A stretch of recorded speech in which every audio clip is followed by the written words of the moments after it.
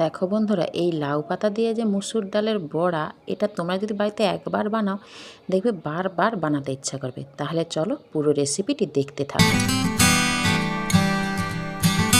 দেখো, এখানে আমি 2 মুঠো মতো মুসুর ডাল আমি ভিজে রেখেছিলাম 4 ঘন্টা মতো। এ দেখছো মুসুর ডালটা আমার ভিজে গেছে। এবার মুসুর ডালটাকে একেবারে জলটাকে ঝাড়িয়ে শুধু মুসুর ডালটাকে মিক্সিতে তোমরা পেস্ট করে নিতে হবে। এবার বেশি জল নয়, ওই রকম দু হাতা জল দিলেই হবে। এবার দেখো মুসুর ডালটা আমার পেস্ট হয়ে গেছে। এবার মুসুর ডালটাকে একটা পাত্রে নিয়ে নিতে হবে, একটা গভীর পাত্রে নিয়ে নিতে হবে।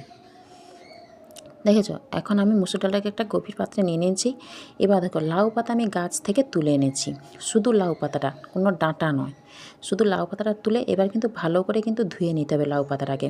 কারণ লাউ পাতা অনেক সময় পোকা থাকে, পোকামাকড় থাকে, কাদো থাকে, তাই জন্য লাউ পাতাটাকে ভালো করে ধুয়ে এবার সেই মুসুর ডাল বাটাটা যে রেখেছিলাম তাতে পেঁয়াজ কুচি, লঙ্কা কুচি, ধনে পাতা কুচি আর টমেটো কুচি আর স্বাদ মতো লবণ আর হাফ চামচ হলুদ। এবার মুসুর ডালটাকে কিন্তু ভালো করে সমস্ত উপকরণ একসঙ্গে ভালো করে মিশিয়ে ভালো করে মুসুর ডালটাকে কিন্তু মেখে নিতে হবে। এবার যে লাউ পাতাটা যে ধুয়ে রেখেছিলাম, এবার একটা লাউ পাতা নিলে তার উপরে আবার একটা লাউ পাতা। আর হ্যাঁ, লাউ পাতাটা কিন্তু নরম হওয়া চাই, একেবারে বুড়া যে লাউ পাতা গাছ সেটাই খেতে কিন্তু ভালো লাগবে না, তাই জন্য নরম লাউ পাতাটা নেবে। দিয়ে তার উপরে মুসুর ডালটা দিয়ে দেবে ওই একটু, তার উপরে পাতাটা মুড়ে তার উপরে আবার মুসুর ডালের কোট এরকম দিয়ে দেবে। আবার এপাশের পাতাটা মুড়ে আবার মুসুর ডালের কোট দিয়ে দেবে। দেখেছো, এইরকম মুসুর ডালের কোটটা দিয়ে আবার পাতাটাকে মুড়ে এইভাবে চিপে দিতে হবে। দেখেছো, দেখো এবার তোমরাই দেখে বলো কেমন লাগছে। এইভাবেই কিন্তু প্রত্যেকটা আমি লাউ পাতাটার মধ্যে মুসুর ডালটা এইভাবে ভরে দেব। এরকম প্রথমে দেবে, দিয়ে তার উপরে মুসুর ডালের একটু কোট, ভেতরেই কিন্তু বেশি দিতে হবে, আর বাইরে কিন্তু একটু দিলেই হয়ে যাবে। একটু দিয়ে পুরোটার প্রলেপ লাগিয়ে দিতে হবে। দিয়ে তার উপর পাতাটাকে মুড়ে আবার মুসুর ডালের একটা কোট দিয়ে আবার পাতাটাকে মুড়ে নিতে হবে।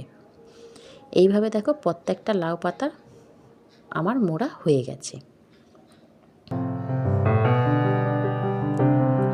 এবার একটা প্যান বসিয়ে তাতে সর্ষে তেল কিংবা সাদা তেল, আমি এখন সর্ষে তেলটা ইউজ করেছি, তোমরা সাদা তেলও ইউজ করতে পারো, ভালো করে কড়ার চারপাশে বুলিয়ে তেলটাকে ভালো করে গরম করে নিতে হবে। নিয়ে এইভাবে পাতাটাকে, লাউ পাতাটাকে এইভাবে একটা একটা দিয়ে পিঠ হয়ে গেলে ওই পিঠ ওলট পালট কিন্তু করে 2 পাশ কিন্তু লাল করে ভালো করে ভেজে নিতে হবে। আর মিডিয়াম তাপে ভাজবে, এখানে কিন্তু হাই তাপ দিলে চলবে না, হাই তাপ দিয়ে দিলে পুরো লাউ পাতা কিন্তু কালো হয়ে যাবে, দেখতেও খারাপ লাগবে আর খেতেও স্বাদ কিন্তু একেবারে বিচ্ছিরি স্বাদ লাগবে।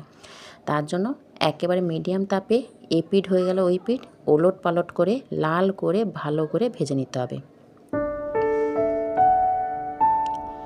তোমরা বিশ্বাস করবে না, একবার যদি বাড়িতে বানাও কিংবা লাউ পাতা, তোমরা যে লাউ ডাঁটাটাও কিনে আনো সেখান থেকে পাতাটা নিয়ে রেখে দেবে, দিয়ে আরেকবার এই রেসিপিটা দেখে তোমরা লাউ পাতা এরকম বড়া বানাবে, দেখবে গরম ভাতের সঙ্গে অসাধারণ লাগবে।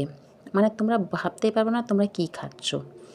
লাউ পাতা এমনিতেই আমাদের শরীরে অনেক উপকার, তার বাদেও এই লাউ পাতা দিয়ে তোমরা যদি এই রেসিপিটা বানাও দেখবে কত সুন্দর লাগবে গরম ভাতের সঙ্গে।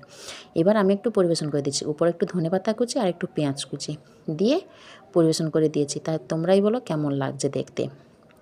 অবশ্যই কিন্তু তোমরা বাড়িতে ট্রাই করবে। এবার গরম গরম ভাতে এই লাউ পাতার বড়া ভাত দিয়ে দিলে তার উপরে এই লাউ পাতার বড়া, তাহলে বন্ধুরা তোমাদের কেমন লাগছে অবশ্যই কিন্তু আমাকে কমেন্ট করে জানাবে। আর ভিডিওটি যদি ভালো লাগে অবশ্যই কিন্তু সাবস্ক্রাইব করে পাশে থাকা বেল আইকনটি প্রেস করে রাখবে পরবর্তী নিত্য নতুন এভাবে রেসিপি পাওয়ার জন্য। ততক্ষণ ভালো থাকবে, সুস্থ থাকবে, নমস্কার।